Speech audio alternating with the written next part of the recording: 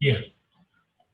Okay, so what else? As we also learned, it is symbolic in nature. So some symbols, I think many of you have mentioned. I just put that slide, this John Knox slides only. I'll just put some of them just to get an idea to remember. I have sent the slides also to you, so you can also. Okay. So there are a lot of numbers that are used as symbolic, and so one for unity or unique or alone, and two is for strength or courage, and three is for is the number of God. This sounds divinity because we have a triune God, and four is the world because why four corners or four winds is mentioned. So it's basically representing cosmos or even creation. And six is basically a number of Satan, so one because it is one fallen short of seven. Okay, so it is representing doom or Satan, and seven is representing perfection or completeness. That is basically derived from four plus three. Four is cosmos, so you see the creator plus creation all together is seven. You see the point? Creator is represents three, and the creation, the whole cosmos, that is four. So that is four plus three is seven. Together it is perfection. And another number is 3.5. That is incomplete or partial or 1,260 days. Time times and a half time. That is basically 3.5 years. Mainly it is mentioned for years. So those are the basic things about the numbers. Okay, and good. Anything else that you have in got from this? Any questions you have? And if I'm able to answer, I can answer. Otherwise, I'll have to study and get back to you. Bro, I have one question. Okay. Yeah. So, or also maybe we talked about the apocalyptic language that we all kind of understood. We got to remember that apocalyptic language, the primary thing that we need to caution ourselves is we cannot interpret it literally. Okay, literal interpretation will mislead us because it is symbolic. So we should know what the symbolism means. Okay, now also one important thing, somebody mentioned something is little different. So let me just bring it up. Was it written for people to understand or not to understand? So it was cryptic. It was written in such a way that it is not easily understandable by people. Okay. Okay. Any other idea? Yeah, definitely, bro. I think it was made to understand only, but definitely it was a little bit difficult. But okay, it was written to understand only. Because otherwise, because as you said that it was written to encourage people, give hope people. So how people will, if they won't understand, then difficult to get the hope. Anything else? So nobody will write anything if with an intention that nobody should understand, right? And especially this is something to encourage those who are going through persecution. What's the point in writing something that they cannot understand? Okay, it is definitely, so that means we have to understand that it was purely understandable for John's audience. Okay, and how and why they can understand and why we can't, we find it difficult to understand. Why do you think? Why is that they could understand easily and we find it so difficult after all the technological and scientific and education, everything has improved so much, and why we find it difficult and why they could find it easy?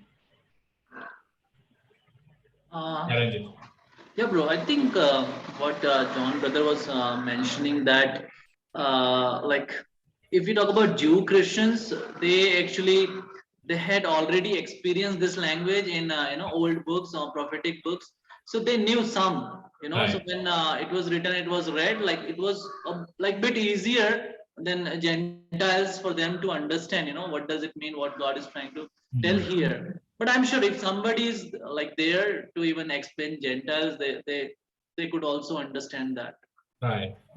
Amen. Yeah. Why we find it difficult to understand is because we are not familiar with this type of writing, right? We are more familiar with narratives, right? Like if you look at book of Genesis, pure narrative, and it's so easy for us to understand, right? And so we find it difficult to even understand poetry, right? Even book of Psalms or Song of Songs or many other poetic books also we find it difficult to understand. And this apocalyptic style of writing was the Christians in first century was familiar with it. We are not familiar with it because they are familiar with it. So it's like this. To imagine today all of us are familiar about using a smartphone or a computer, right? And but imagine if such a device was given, maybe we go back to time and give it to somebody in the past. 100 years back, you give a smartphone to somebody, they can't figure out, right, what it is or how to use it. They may think like it's something fallen from a spaceship or something, right? And so that's the way it is. So that's how we turn the time around. You see, what we can understand, the people in the past couldn't understand, or what they could understand, we find it difficult to understand. But when we understand the way the apocalyptic language works and the meaning of the symbolism, how are we able to understand Revelation easily or not? So you see the point. So those who understood at that time, John's audience they understood what apocalyptic language looks like and how to interpret the symbolism. So they could understand it very well. But also it was written at a time and where Romans were very strong, right? Very, very strong. With a strong hand, they were ruling and they were persecuting the Christians. And it is actually, the book of Revelation actually talks about the destruction of Rome, right? And imagine if that is written in plain language and it is read by the Romans, what will happen? Definitely, the more persecution will fall on them. Right, and see, John is writing it to encourage the Christians to face the persecution and survive, and to be faithful. But the other way around, if it was plain language, the persecution will increase more, isn't it? And so he will be held responsible for the destruction of most Christians at that time. You see the point? So that's why God, the Holy Spirit, worked in such a way that it is plain for those who are saved, very easy for the Christians who are saved, but it is not understandable for those who are against them. You see the point? Okay, so the Romans couldn't understand, but the Christians could, or the Jewish background Christians or the other Christians could understand it. Okay, so that's how it was written. Okay, so that's why, so it is not, we cannot say that it was written in a way it was not understandable. That is wrong. It was written in a way it was understandable for the people at that time. And we can also understand if we also learn the methods that are used. Okay, that's the point. Okay, that's good. Okay, yeah. Anything else that you could learn? Any other major aspects of things that you could learn? We can share. Yeah, one thing was that apocalyptic literature is dramatic. Okay. The type of writing it has about dragons and many other things. Right. It is more of dramatic. Right. Yeah, so it needs imagination, right? It appeals to the imagination of the audience, right? And poetry appeals to the heart of the audience, and so narratives may appeal to the mind of the audience, but apocalyptic language appeals to the imagination of the audience. Okay, so that is that's a reason dramatic things are involved in it. Okay, anything else? What are some things that you could learn about Jesus from this?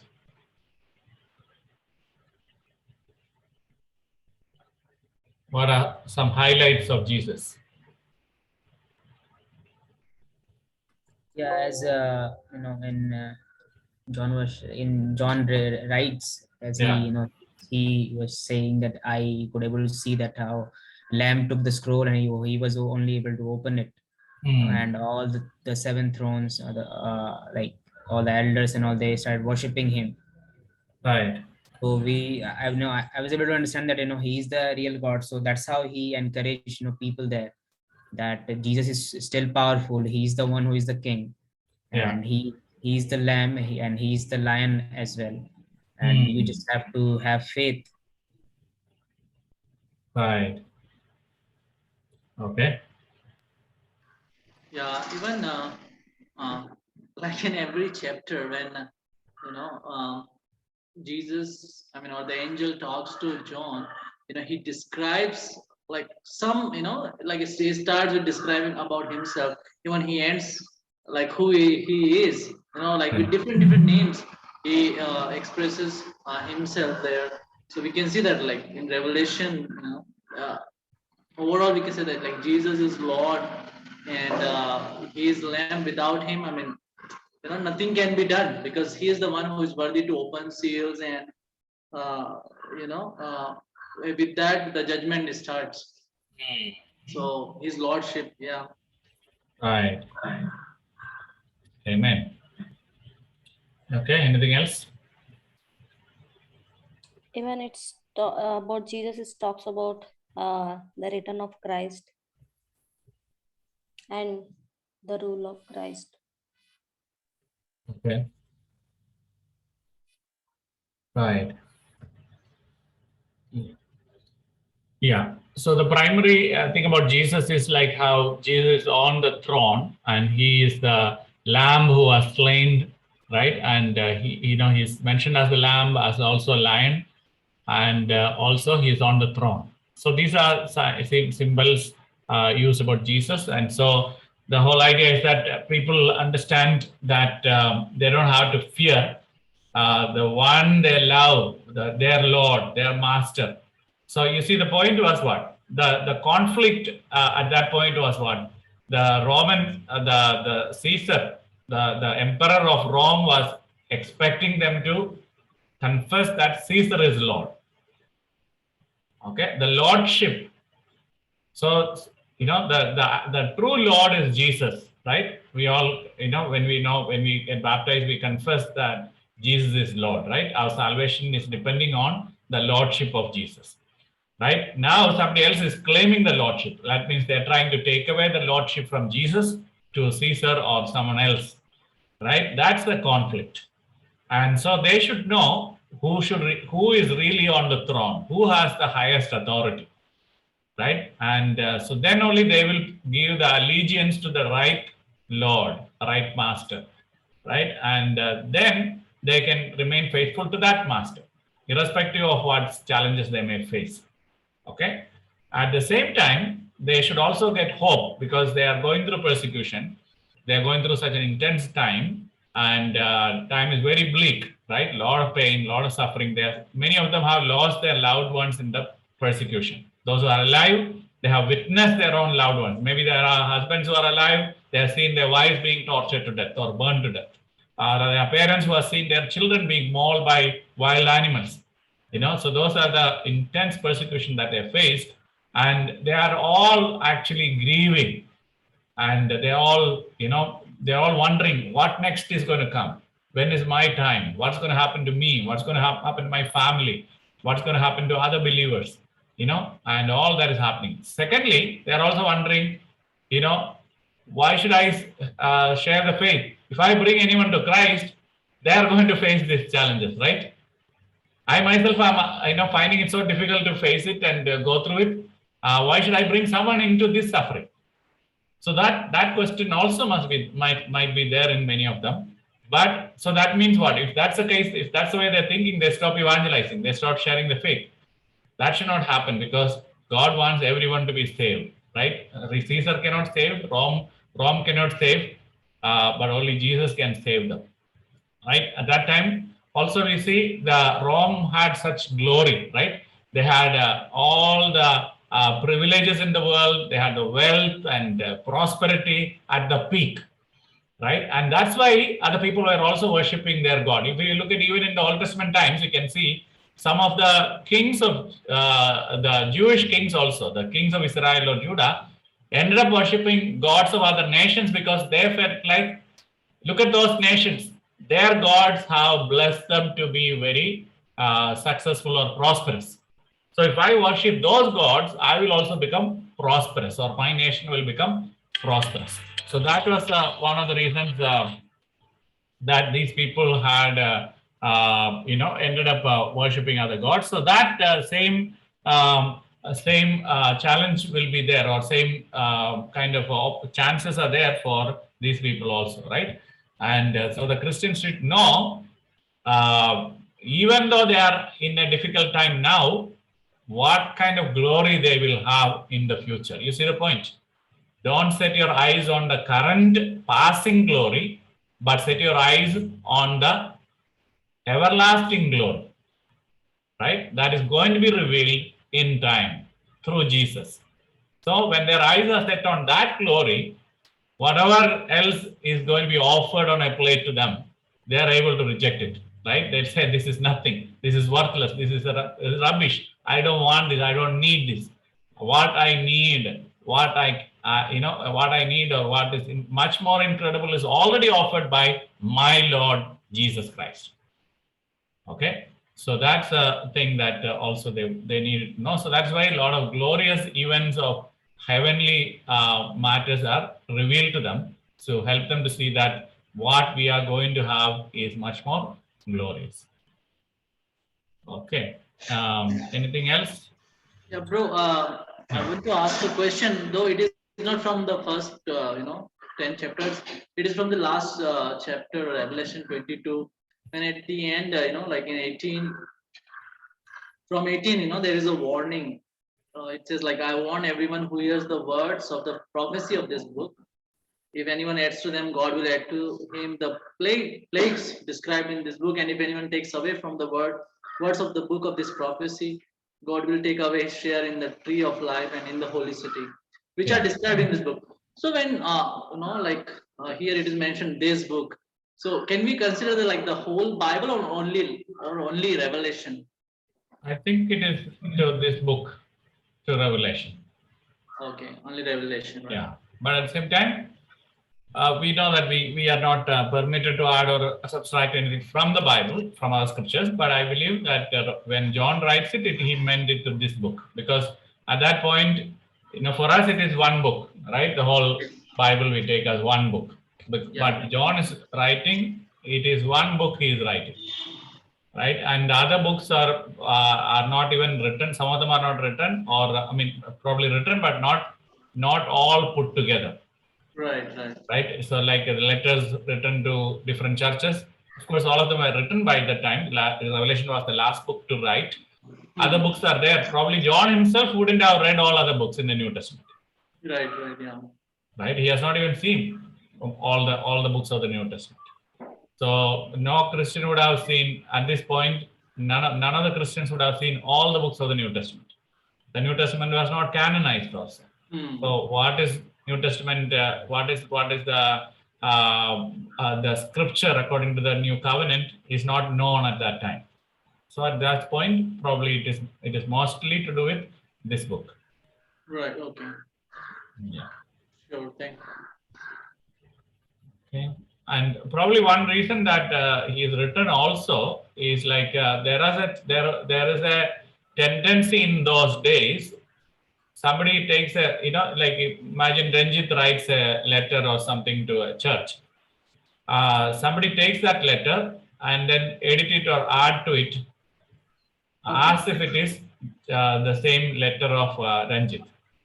And mostly it was done with a good intention, but that should not happen, because it is written in apocalyptic language, and anything that is added or subtracted will create a huge difference in the meaning. Right. So that's one of the reasons that probably is written. So that is a kind of habit people had at that point of time, that people will take somebody's writing and then add to it.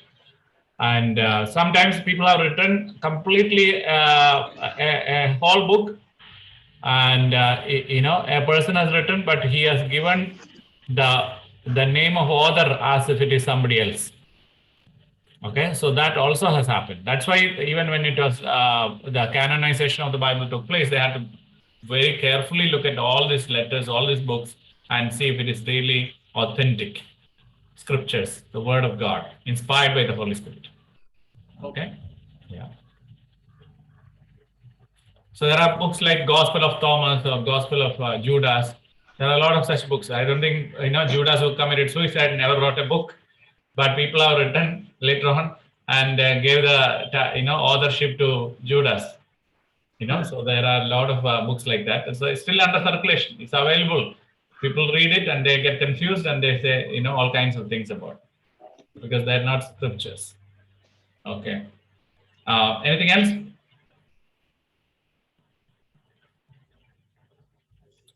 Yeah. So because it was an audio, just a few things that probably will be helpful for you. I'll just show you.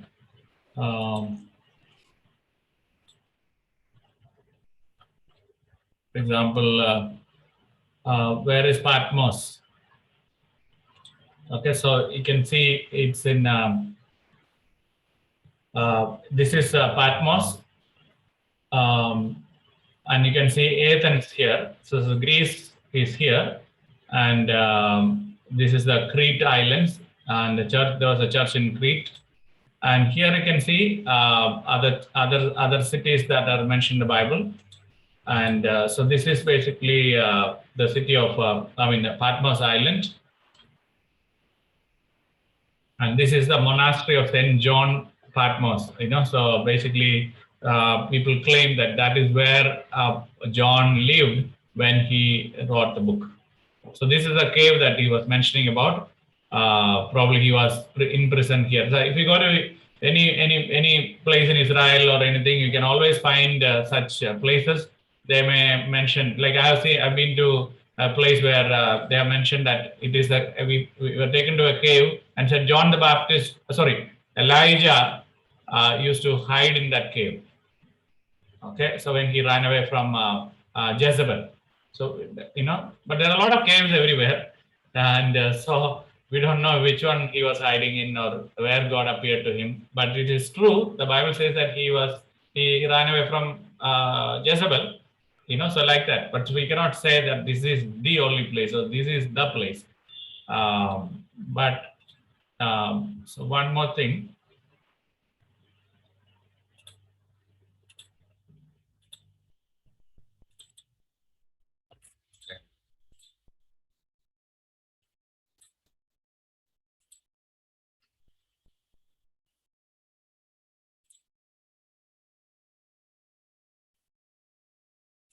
So here, can you see?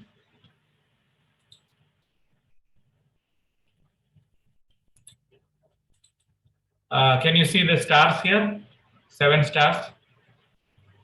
Yes, bro. Yes, bro. Yes. Okay. So that is basically the 7 churches that are mentioned in Book of Revelation.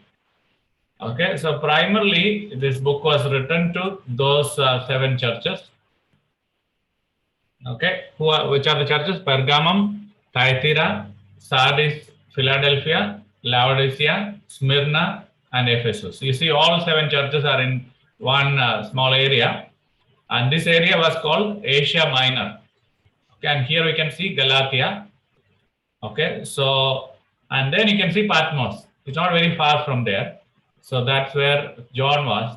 And so he was, writing to these churches, the messengers. Message was to them. Okay. Okay. So these are some places in Ephesus.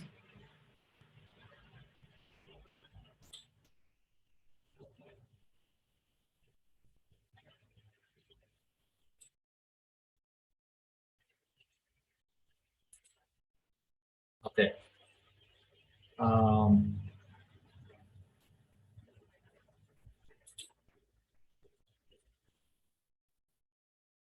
This is a place called Sardis.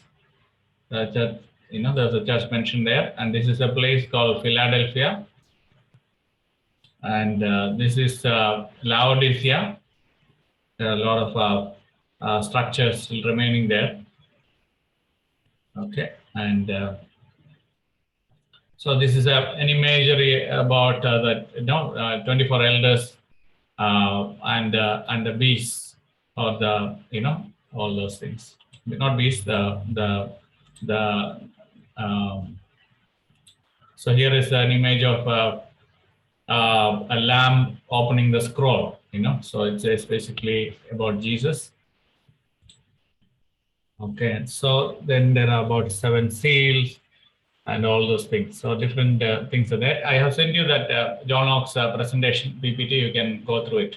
The notes also there, so you can go through it. So in the missing part of the one video, one audio was not, we couldn't hear, right?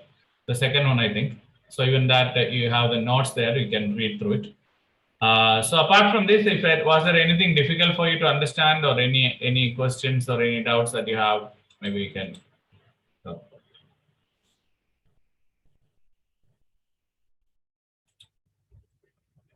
Any questions or any doubts or anything? So, bro, the 7 churches Yeah. which were there, are they part of Asia Minor or? Yeah. All of them are in Asia Minor. Okay. Yeah. So all from that same area, right? We just saw that picture.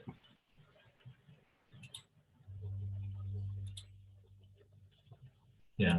Anything else? Bro, I have messaged you one question.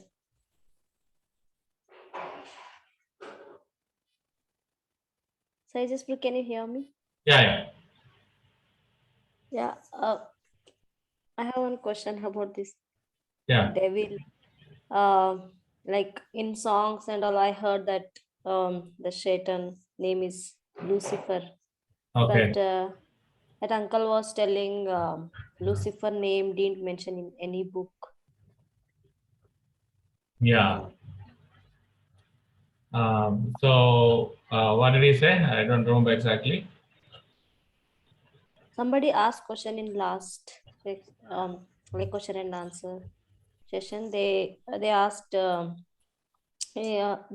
it mentioned Lucifer name. He was telling that I think it didn't mention in any book Lucifer. His name is like one angel name, like that they mentioned. You in the question and answer session you're talking? Yeah. After the class, the question and answer sessions are there. In that somebody asked him. Yes. Huh? Okay. Yes. Yeah, it is true. Yeah, so that's a controversial thing, basically. Okay, so what is your idea about Lucifer? I don't know. Just I know one name is there, like Shaitan. In like from small, I heard that Shaitan name is Lucifer. Lucifer. Okay. So, I thought he's, but I know that story how he became Shaitan. Okay. So I think the one verse that a lot of people connect to Lucifer. I mean, it is true. The Bible doesn't say there is no book in the Bible that says specifically the name Lucifer. But here you can see, if you look at Isaiah 14 verse 12. Okay, so Isaiah 14 verse 12. Basically, it is talking about the word Lucifer in actually in you know. So basically, and this is actually, if you look at Isaiah 14, I'll just put the Bible.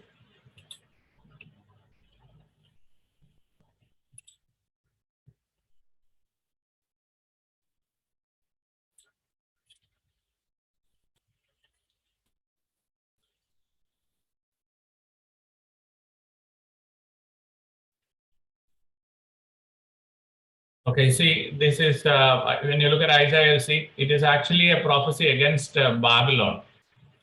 Okay, verse 3 onwards says, on the day that the Lord gave you rest from your pain and torment and from the hard labor into which you are forced, you will sing the song of contempt against the king of Babylon. Okay, so when there is a prophecy against king of Babylon, in that context, it comes see, for example, verse 11, your pomp has been brought down to Sheol, along with the music of your harps. Maggots are your bed and worms your blanket. How have you fallen from heaven, or day star, or son of the dawn?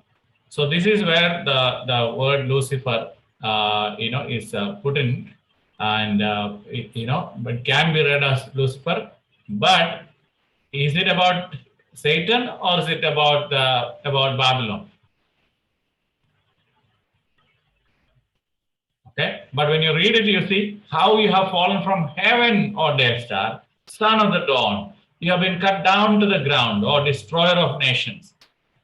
Okay, when you read this without the context, what can come to your mind? What is that normally we can think?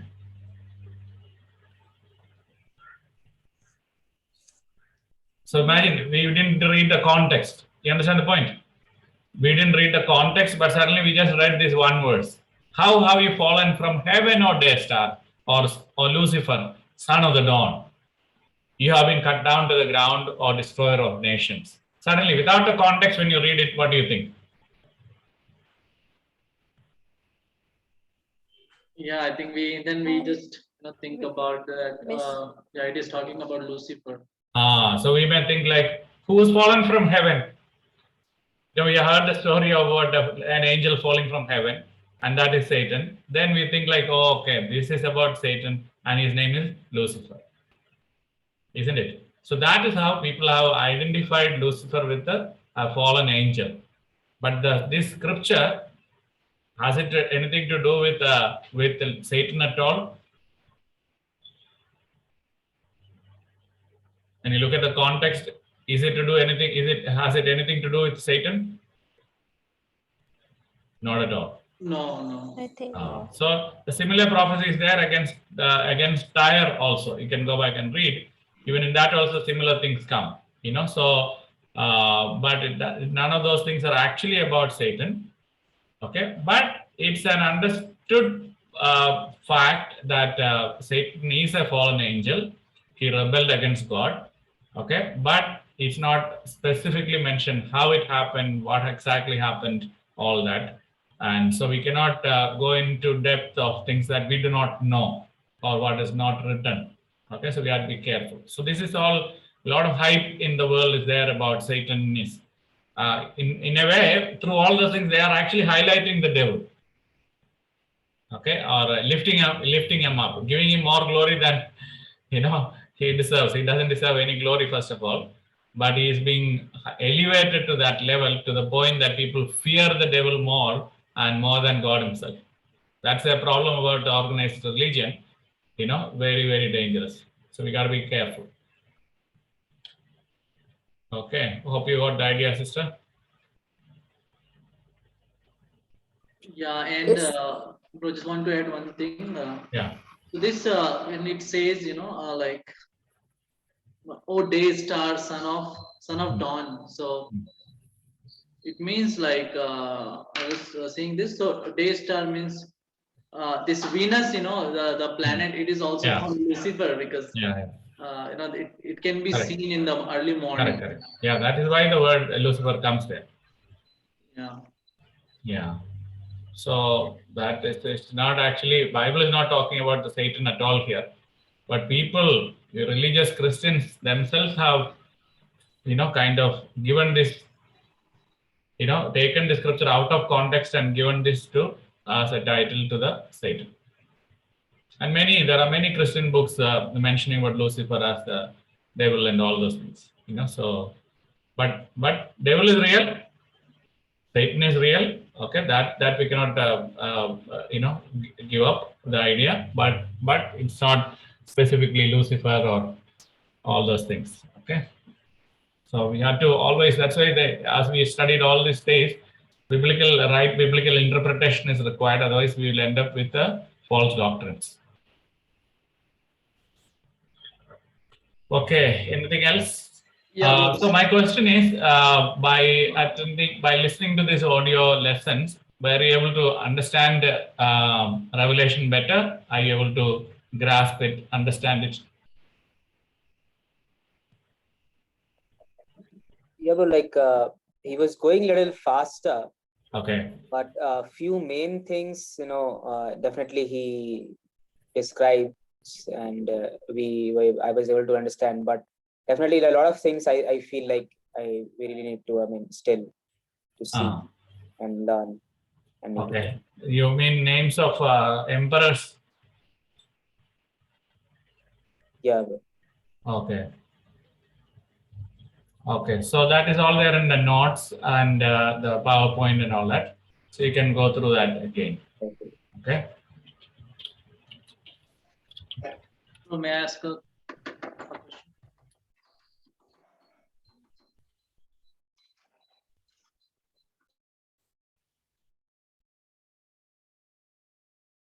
Okay, for example, okay, so I'll just put that to one slide.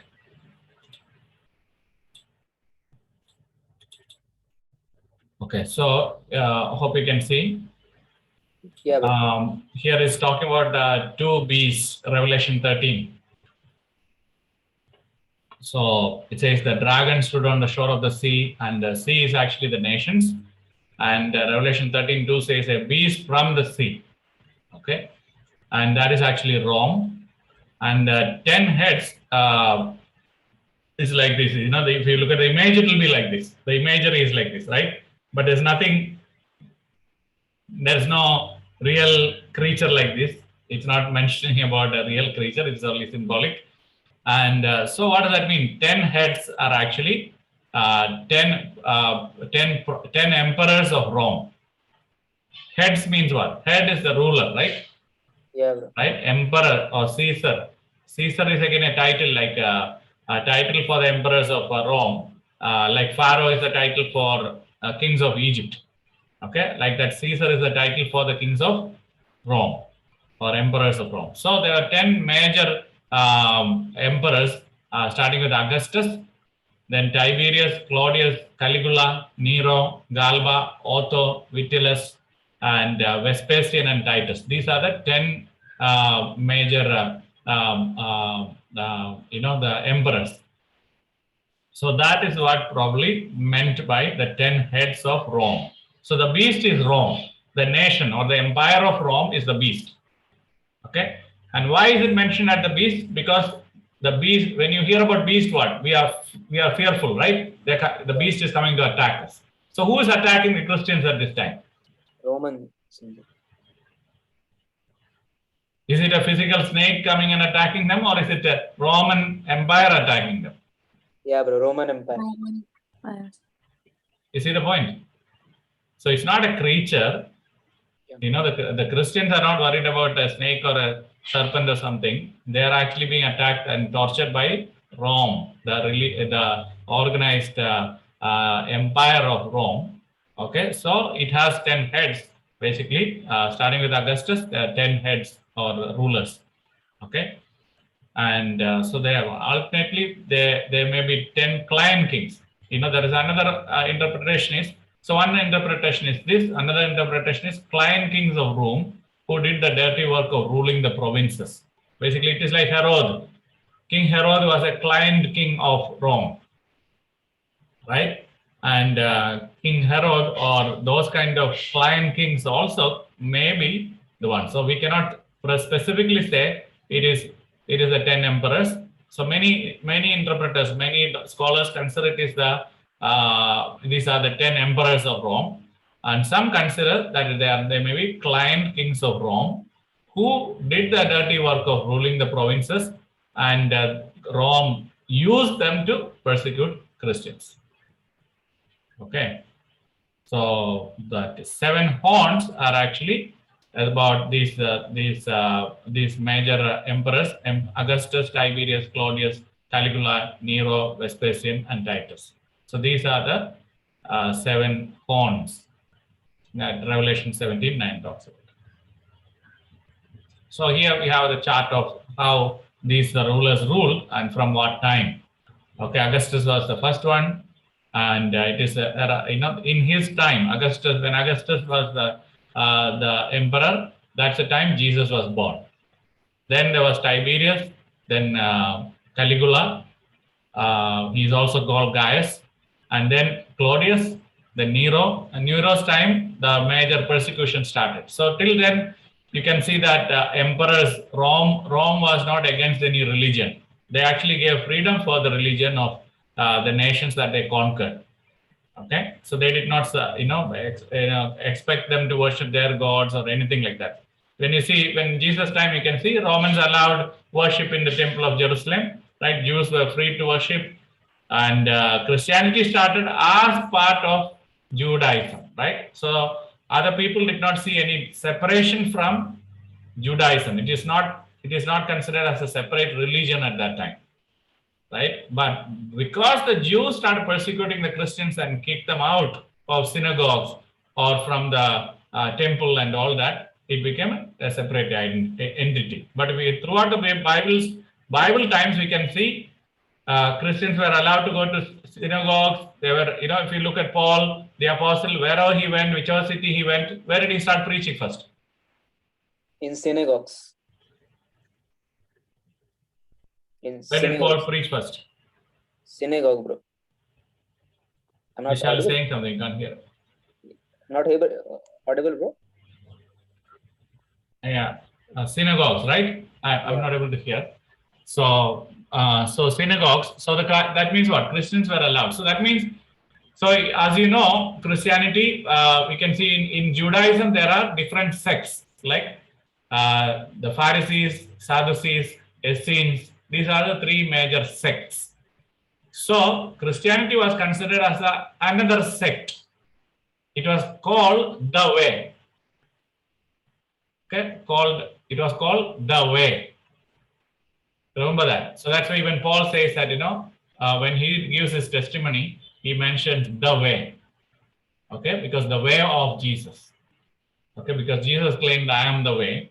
So that is why they denoted or considered Christianity as a sect of the way. And there was no problem, but only from Nero. Nero was actually a little bit eccentric, a little bit out of his mind. And he is the one who actually started persecution against Christians. And under his time, Paul and Peter were executed by Nero. Okay. And then there was Otho and Vitellius. So then in Revelation, it's talking about three horns also. And there basically is mentioning about the Galba, Otho, and Vitellius. Why? Because they ruled very short time. We can see here, 68 to 69 AD, Galba was there. 69 to 70 was Otho, and 69 to 70 around that same time. That means few months Otho ruled and a few months Vitellius ruled. So they're basically 3 small horns. So they are not the main ones. Okay, so the major persecutor, that's, you need to remember, the biggest persecutor of the Roman emperor was Domitian. Okay, and in fact, probably Domitian already started ruling at the time when John is writing, or he is yet to come. Okay, so Domitian, so in a way, Revelation is written to make sure that the Christians are encouraged to stay faithful when the persecution gets intensified under Domitian. Okay, so they have already faced a lot of trouble, a lot of persecution, but John is warning them that there will be more, right? More painful times will come, but remain faithful. Okay, so also we see in that chapter, we see in verse 2, the dragon or Satan. So dragon is basically Satan. Okay, so dragon has dragon gave the beast. So you see that two imageries. One is dragon and the beast. Okay, they are two different things. So dragon gave the beast its power. So dragon is Satan. Satan gives power to Rome to persecute the Christians. Okay, so Satan can give power, isn't it? Even when Jesus was tempted, remember Satan told, "Bow down to me," and he showed all the splendor of the world and told Jesus, "Bow down to me, and I will give you all this." Right? And Jesus did not challenge him, saying that you don't have the power to do it. Right? But rather he said, worship the Lord alone, right? Only God we should worship. That's all what Jesus said. So Satan has power to make anybody rich or powerful, right? And at the same time, Satan's desire is what? Faithful Christians or those who believe in the real God should be troubled or persecuted so that they stop believing in God. Because his battle is not against us. Satan is actually warring against God himself, and we become the ones who suffer in that war. Okay, and so then okay, so in verse 5 to 7 it says Domitian given temporary power over the saints 42 months and to make war on the saints. So that is basically a very very intense period. But at the same time, Revelation wants to show, through Revelation, God wanted to show, it is not forever. You are not going to suffer forever. It is all time bound. Okay, 42 months, that is 3.5 years. Okay, so it is basically short time. So that is the one major concept that we should remember throughout the Bible is that suffering is not forever. Right? So even now, you see, we will also have in our own country also there will be rulers who will come who will persecute Christians. And but is it going to be for a long period or is it going to be a short time? Yeah, but definitely for the short time. So now, for example, now we are all facing the virus, right? Pandemic through coronavirus. Is it forever or is it going to be short time? Yeah, short time only. Short time. How do you know? Right now, when we are going through it, we feel like looks like it's going to be forever. Yeah. Right? Isn't it? And it's not ending. So we may feel like, even though it has not become so intense like the persecution, I mean, you cannot compare it with the persecution of the Christians at the time of Rome. That was much more intense and widespread, right? And very organized. And but you see, I'm only just giving a little comparison. So when we are going through it, we feel like it's going to be forever. And we feel like it's never ending, because one after the other, we are hearing stories of non-people. That means our own brothers and sisters being tortured to death. Day after day, we are hearing those stories. And when you're hearing those stories and even witnessing it, we feel like, man, this is never ending, right? That can weigh us down. That is where throughout the Bible, we can see that God always wants to make people understand it is not forever. You will suffer, but not forever. It's all for short time. Amen. And so that is the point. That's why it is mentioned as 3.5 years. It doesn't exactly mean 3.5 years necessarily always, but it basically means it is short time. 3.5 years is not very long, isn't it? Right? And it is not very long. So that is one of the reasons that is mentioned like that. Okay. And why? One of the reasons that when we know it is for short time, we feel like, yeah, I can go through it. So we have hope, right? And we don't give up. We feel like, yeah, I mean, it just, another few more months, I can manage, I can bear with it. Let it come, and so that gives us hope and to give us endurance, power to endure. Okay. Okay. Anything else? Yeah, bro, want to ask one question related to this only. So as like in the Revelation, we see prophecies against or about Rome and Babylon, even in the chapter 18, chapter. And these prophecies have been fulfilled, right? Already. Yeah. So these things basically, as you're mentioning about Babylon, right? Even in chapter 18, it says the fall of Babylon. Ah. So has this already been like fulfilled? Yes. Rome, the empire of Rome is over, right? Their Yeah. rule is over. The Roman Empire is. So that's see. Throughout the Bible, you can see rise and fall of empires. Yes. Right. Initially, we see the empire of Egypt. Right. Then you see Assyrian Empire. Then you see Babylon. Then you see Medo-Persian Empire or Persian Empire. Then you see Greek. Yeah. Right. And then later on we see the big empire that rules Rome. Right. Okay. And so Rome, and then the Roman Empire is over.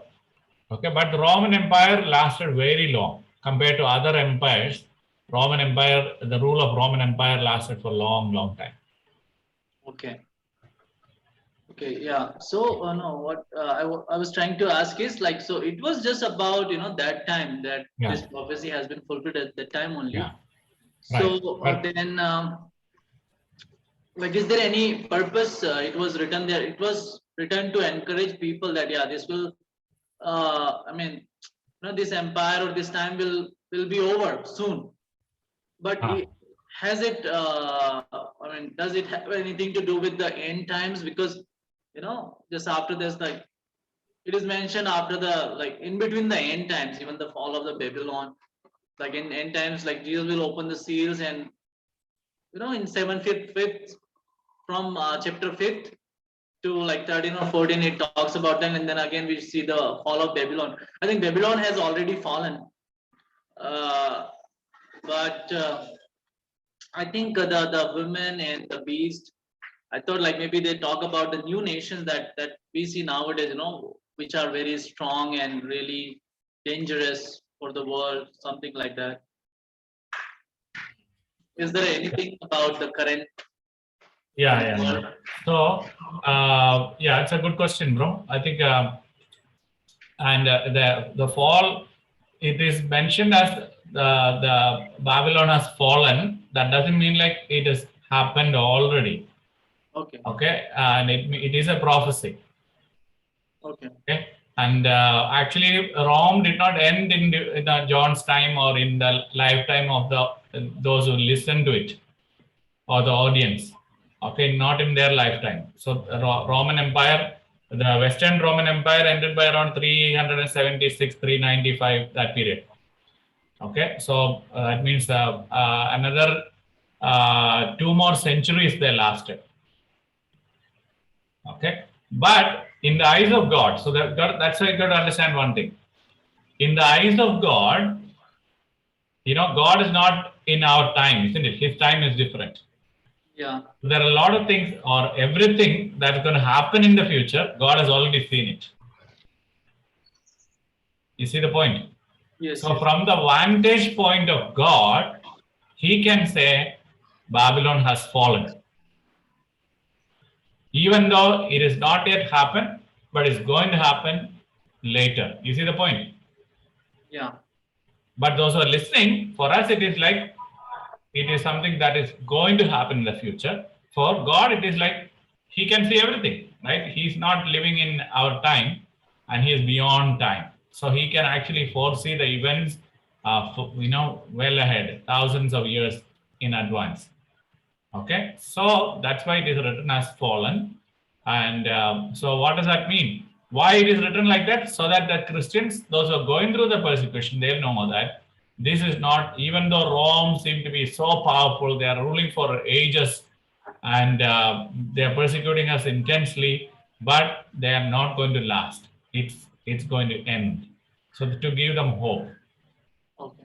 And it's not a false hope, but it's not a lie. It's not a false hope, right? It is like, today politicians can come and say that if you vote me, give me, vote me and give me power, I will end poverty in India. And we have been hearing that from in the time of independence, right? Or even before that, even during the freedom fighting time also, they were all considering that once when Indians start ruling India, we will not have poverty. But even the recent findings, survey shows that there are many districts in India that has got more than 50% who are living under severe poverty. That means 1 among 2 are still, going hungry, right? And so that's how the situation is. So God is not like that. When God says something, He will do exactly what He promises. And we have seen it through millions, so many thousands of years of time. We have seen those promises. God has fulfilled so many hundreds of promises. And so God has proven Himself to be faithful, so we can trust in His promises. That's the point. Okay. Yeah. Amen. So what is the message through all the book of Revelation? What did you understand? What's the message that God is communicating through Revelation? Yeah, I think the first thing is definitely encouragement for people who are facing the persecution, and the hope that the whatever is coming next, that is like way better than what you are going through right now. So we can really have hope and wait for Jesus to come back. Amen. What was the basically first we had to see what was the message to the audience. Okay, those who were reading at that time, what was the message? That's basically the hermeneutics, right? What did they, exegetical meaning. That means what did the original author intended the original hearers to understand? That is exegesis. Okay, and then hermeneutics is about what does that mean to us now? So what it meant to them, that meaning is not going to change for us also. But how it will happen to us, and when it will happen to us, it may be different, but it's the same application. So what do you see about what is that they understood when the Christians at John's time, when they read the Revelation, what did they understood? What did they understand? What is the main message they got?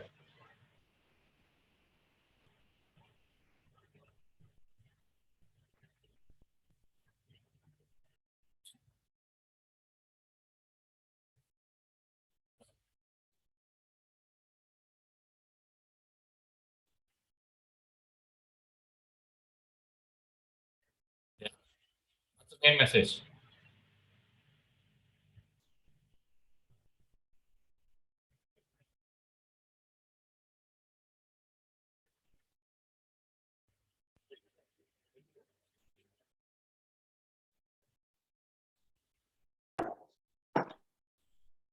The lordship of Jesus, and like God's people, chosen people, will be with Him. Okay. Yeah. So the main message is that God is in control, right? Or Jesus is in control. He is on the throne, and we should not fear. See the point?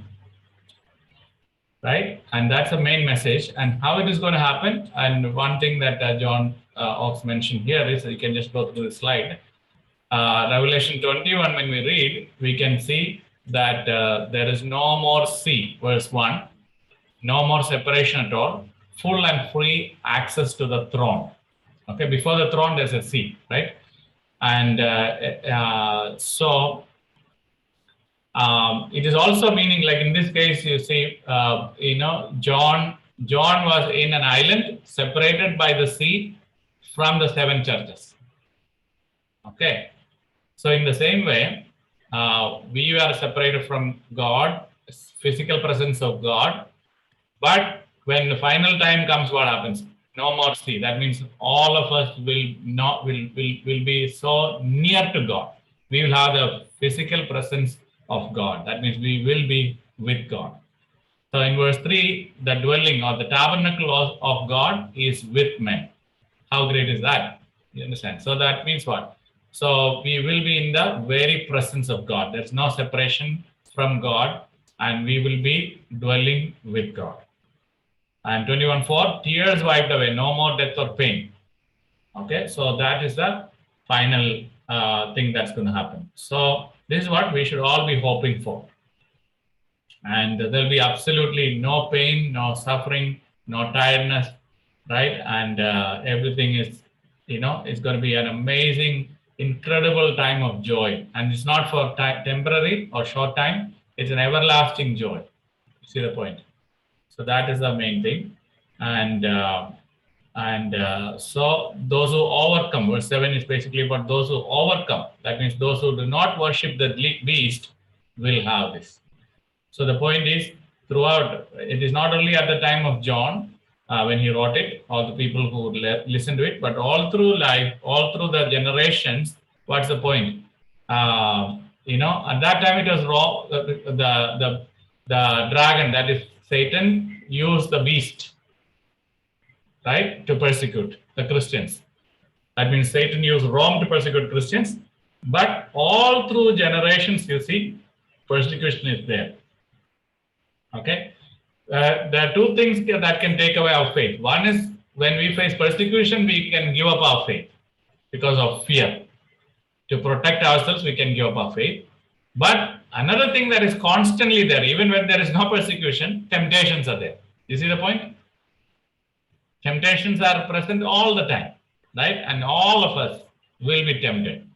And when we are tempted, and when we give up, again, we are afraid of the devil. We feel like we cannot overcome him, right? Because of fear, we give up, and and then we give in to Satan. And then, if you don't repent, we will perish, right? But so just as temptation is so real, persecution also can be real. But even when there is no persecution, temptation is always there. Okay, so in both situations, who is the main person who brings it? Is the dragon, that is the devil, right? So devil is behind all these things, behind the persecution, behind the temptations. But persecution or temptations come to us to take us away from God. So it's all about what? It's all about the lordship of Jesus. You see the point? It's all about who is the master that we are serving, whose servants we are. That's the point. So Satan's come to tell us that I am better than God. Come and serve me. Your life will be easier. Your life will be better. You see the point? And he will always accuse God, saying that, look at God. You're serving him. What benefit you get? You look at your life. You still have financial problems. You still have health problems. What is that he has done? He has not come to save you from your troubles. Right? He did not heal you when you're sick. He did not help you when you are in financial troubles. Right? And why should you serve him? So that's the way that Satan will work. But on the other hand, Satan will offer us pleasure and and also offer many other material benefits, which he will be able to give us also. But it's all temporary. Right? It's not everlasting. Right? It's not lasting, not even everlasting. Not forget about everlasting, not even lasting. Because even in this period itself, whatever pleasure he is offering to us through sin, you see how long it lasts. It's so temporary, isn't it? Once you get it, you enjoy that pleasure. The next moment, you are feeling so horrible about life, right? You feel like, man, you're filled with guilt, fear, and shame. Right? Three things we get filled with. And that's the only thing that Satan can offer us, right? So when we understand these things, we don't want to go in his way, and we will refuse to listen and submit to the lordship of the devil. You see the point? Okay, and we will never give ourselves into the lordship of the devil. Rather, we say, I am satisfied with Jesus. Amen. He is my only Lord. Jesus is Lord. So the whole point is about lordship of Jesus. Amen. So that's what I want to communicate to you also. Remember this very well. Okay. And if we have any time we have a tendency or temptation to give up the lordship of Jesus, study book of Revelations and see who is truly the Lord. Amen. And we can see how now when you look at even Rome represented the devil. Okay. Even at the time of John, you see the Christians are getting persecuted on one side, but at the same time, they are also seeing the splendor of Rome, isn't it? Right? The Rome had so much splendor. You go back and study about the splendor of Rome. It will help you. Okay. And when you look at it, you see like, my goodness, they had everything. If you go to Rome, Rome is basically an empire that spread out around the world, right? But the city of Rome was the place, the capital, right? Capital of the empire. That's where the Caesar ruled from. And the city of Rome had all the splendor of Rome, right? They brought all the wealth and everything into the city of Rome, right? And so imagine, that is like the heaven for the world at that time, right? The place that you want to visit and that you want to live, right? The best place in the world. And that's all the splendor. You can have all kinds of pleasures there, okay? And but you see, even it was in the peak of all that splendor, but God has brought it down. Okay. Now it is not only in the case of Rome. We already studied, when you studied the Old Testament history and all that, we already studied over the fall how Babylon had risen, or Egypt had risen, Babylon had risen, Assyria had risen. All these empires had risen to its peak. Even Greek Empire, we know about even Alexander the Great, who conquered the entire world, and he was weeping, saying that I have no more place to conquer. Think about that.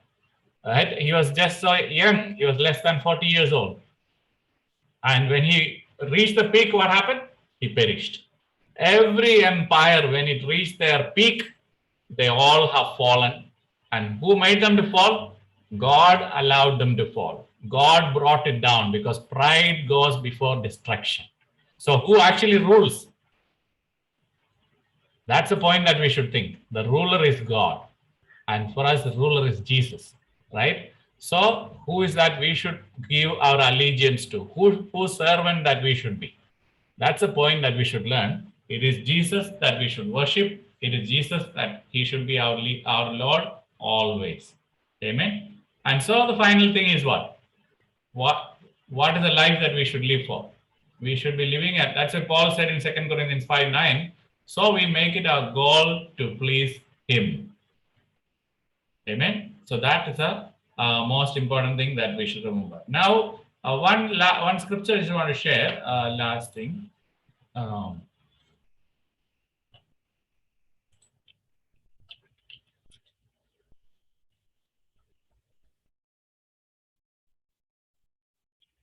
Okay. So one thing that we need to remember, James chapter 4, verse 4. Okay, can you see? James chapter 4, verse 4. And can somebody read? Yeah, bro, I'll read. It says here, you adulteresses, do you not know that friendship with the world is hostility towards God? Therefore, whoever chooses to be a friend of the world renders himself as an enemy of God. Now, what is the connection with this and the book of Revelation?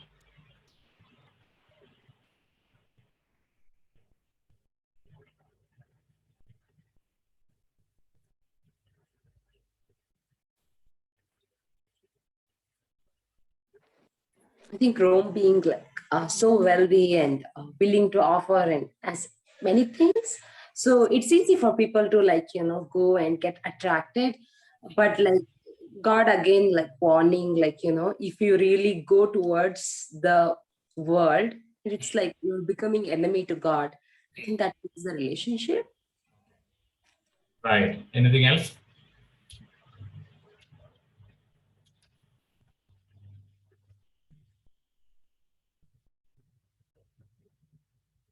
Okay. So you see, here is, first of all, James, one verse before that also here it says verse 3, when you ask, and when you do ask, you do not receive because you ask with wrong motives, that you may squander it on your pleasures. So what is that people are actually seeking always? Their own pleasures, and they have Ah. their own motives of their own. Right. Whose pleasure? Their own pleasure. I mean, Their own pleasure, isn't it? They're not pleasing God. They're not living for the pleasure of God, but actually we are created for His pleasure. You see the point? We are created for His pleasure, but we are trying to live for our own pleasure. So then that's when it is written here, you adulterous people, do you not know that the friendship with the world is hostility towards God? Now, one more thing. Why is it like hostility means enmity towards God? Okay, or so we are at war with God. So when we have friendship with the world, why is that? Why is friendship with the world is hostility towards God? Any connection with Revelation?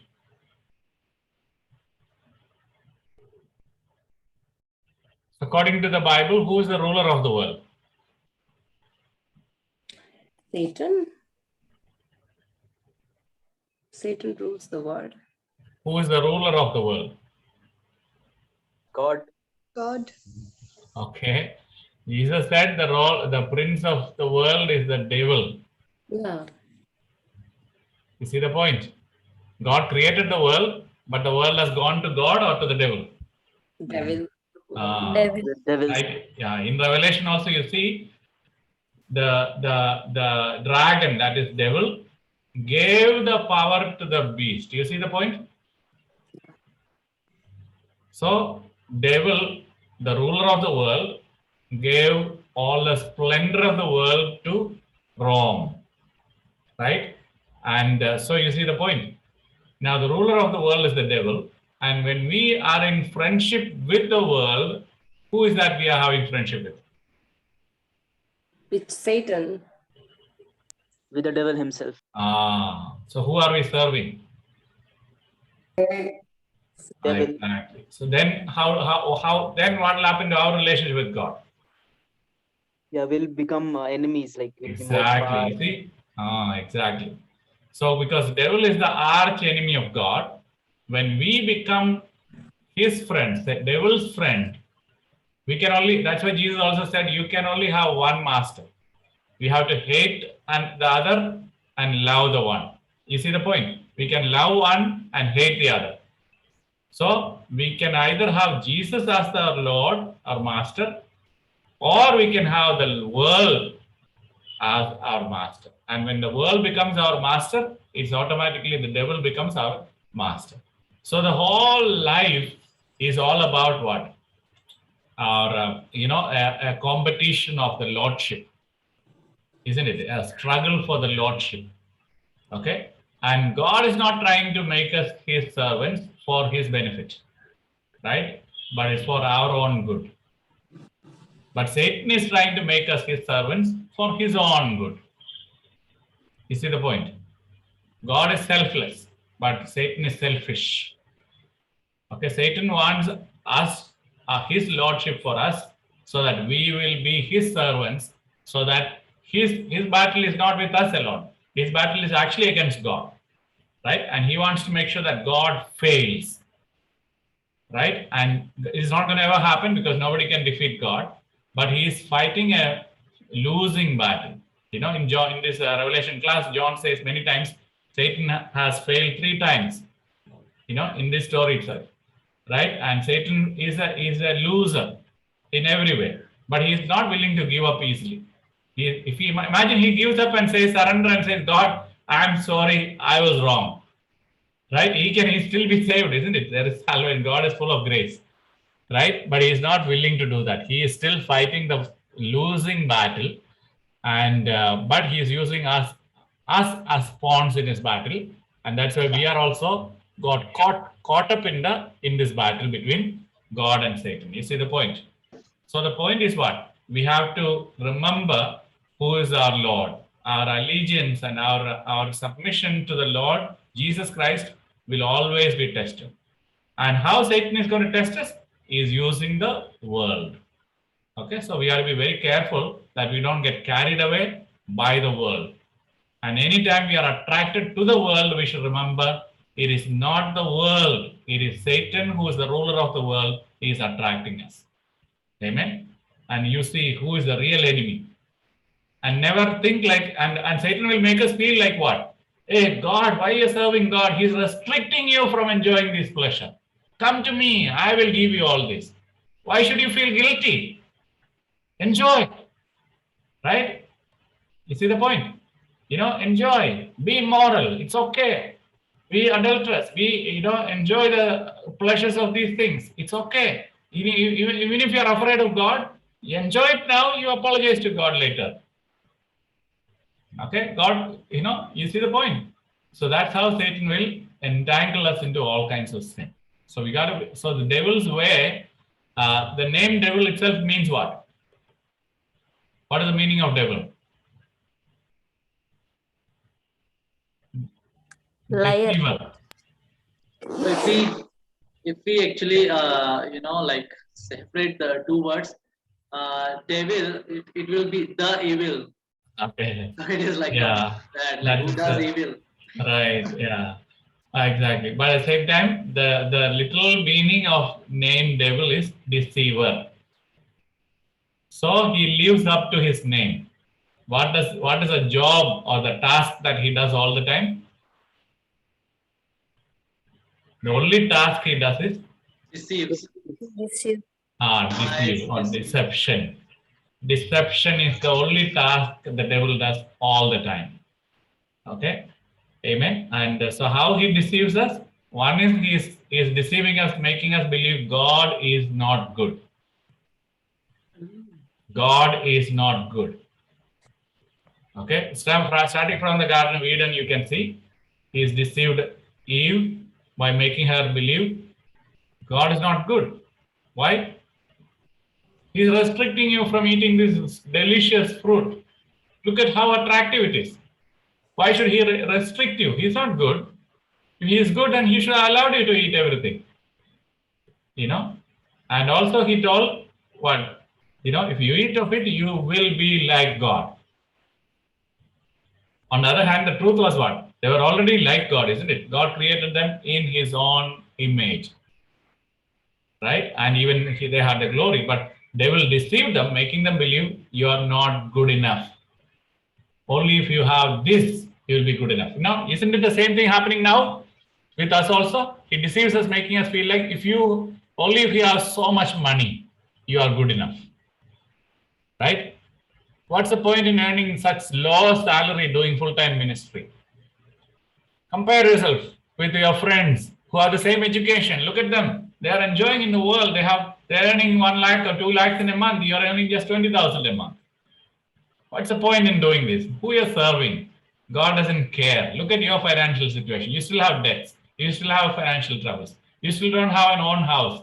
You still don't have a nice car like others have. Okay? Come to me. You see the point? And that's how devil deceives us. Okay? And so it does not mean like you should not have anything in the world you should enjoy. Like you enjoy the food or enjoy good things in this world. That doesn't mean like you should not enjoy. But if you are going after it, if you think like that is all about life, then you are deceived.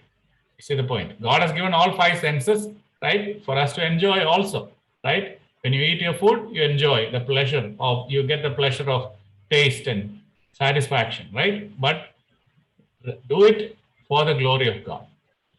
You understand? When you do it, enjoy it. Remember, not just enjoy the food, but enjoy the creator of that food, right? Like that, you can enjoy everything in this world as long as we are doing it appreciating God. Then actually even eating food is also an act of worship. You see the point?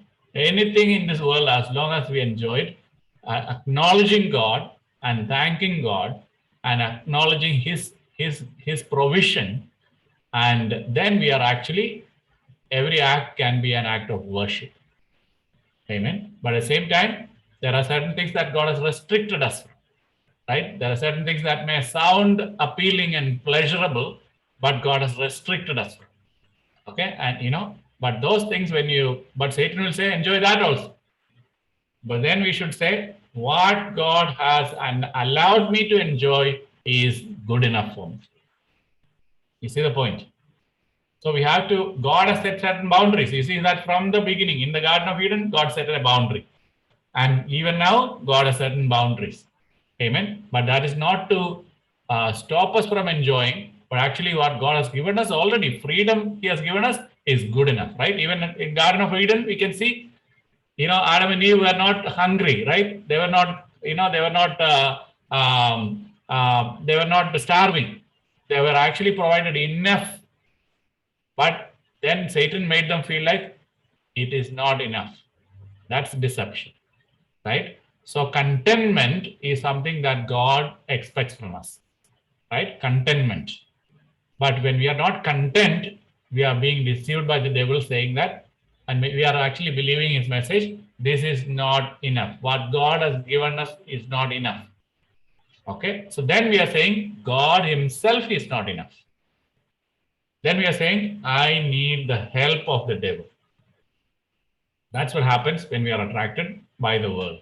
Amen. So that's why we have to be very careful that we do not enter into a hostility towards God and enmity towards God. But that's all what Satan wants. Amen. So there ends Revelation. The message of the Revelation is very clear that we have to submit ourselves to the Lordship of Jesus. But when we surrender to the Lordship of Jesus, as the scriptures reveals over and over again, that those who want to live a godly life will surely be persecuted. Okay, at the same time, we will be tempted also in this world. Okay, these are two things that Satan will use to turn us away from the faith in Jesus. So we got to be very, very careful. And Satan's scheme is the same, right? It has never changed from the beginning. Okay, so it is easy for us to defeat the devil when we know his schemes. Okay, so be aware of his schemes and never ever give in to his way of deception. Amen. So thank you, everybody. So it's worth living for Jesus. It's worth living in expectation of his grace and mercy. So let's submit ourselves and surrender ourselves to Jesus. And the pleasure that we are going to enjoy is not, the greatest pleasure that we are going to enjoy is not in this world, but up in heaven. Amen. So that is something that is immeasurable. And that is something that God is offering us. So let us enjoy, look forward for that and enjoy that. Amen. Awesome. Okay, so Leela, want to pray? Yeah, I will. Father God in heaven, Lord, thank you so much for this amazing time. Thank you so much, God, for the wisdom that you gave to bro. Thank you so much for discernment you gave. And Lord, for that, I really appreciate you, God, and I'm proud of you, Father God. Lord, Father, how, Lord, deception is so real. And Lord, how deceiver is so real. And Lord, it's easy for us and for me to believe his lies. Yeah, that's true. Like, yeah, God is like not doing this. Yeah, God is like this. Oh, okay, my life is like this. It's so, Satan is so skillful and so crafty, Father God. And thank you so much, God. And how you're helping us to be aware and be very careful. And Lord, that's very Lord. I think you were always like, putting across the scriptures, saying like, be attentive, pay attention, be watchful. Lord, just to think that, yeah, like, how good you are and how great you are, Father God. Thank you so much. At the end of everything, you are the head of everything, Father God, and you are the very powerful Father God. And Lord, thank you so much for that. Suffering is it won't prolong, and that really gives hope to endure, hope to fight, Father God. Lord, very grateful and very thankful, Father God, for everything. And you please continue to use bro in a very powerful way in many, to teach many just like us, Father God. And Father, you please be with each one of us, and you use for your glory, and help us to invest whatever you are investing in us, God, to others, God, so that, they can understand the truth, Father God. Lord, we love you so much, Father. I ask this prayer in the mighty name of Jesus Christ. Amen. Amen. Thank you. Thank you, bro. Thank you so much, Sejal bro. Thank you, brother. We did Amen. not get the recordings from last week.